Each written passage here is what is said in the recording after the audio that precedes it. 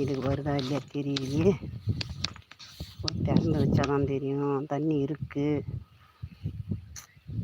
மம்முட்டி இல்லையே.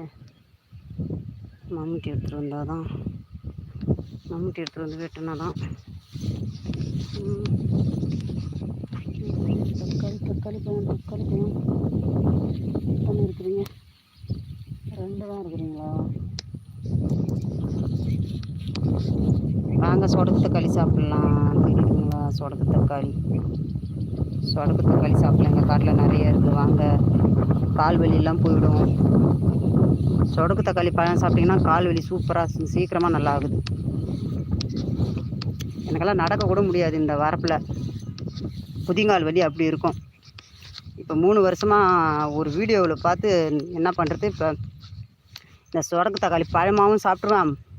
அந்த பழம் பறிச்சுட்டு போய் என்ன பண்ணுறது, நம்ம சுண்டைக்காய் கார குழம்பு வச்சுருக்கோம் இல்லைங்களா, அதேமாரி சுண்டையில் எப்படி அந்த சுண்டைக்காய் குழம்பு எப்படி வைக்கிறோமோ அதேமாரி இந்த சொடக்கு தக்காளி காயும் போட்டு வணக்கி வச்சோன்னா குழம்பு சூப்பராக இருக்குது சாப்பிட்றதுக்கு. என்னன்னா காய் கொஞ்சம் புளிப்பாக இருக்கும், ஆனால் செம்ம டேஸ்ட்டாக இருக்குது. சாப்பிட்டு பாருங்கள். விவசாயம் பண்ணுற ஆளுங்கெல்லாம் சாப்பிட்டு பாருங்கள். இந்த பழம் கிடச்சிச்சின்னா பறிச்சுட்டு போயிட்டு கார குழம்பு வச்சு சாப்பிட்டு பாருங்கள். செம்ம டேஸ்ட்டாக இருக்குது.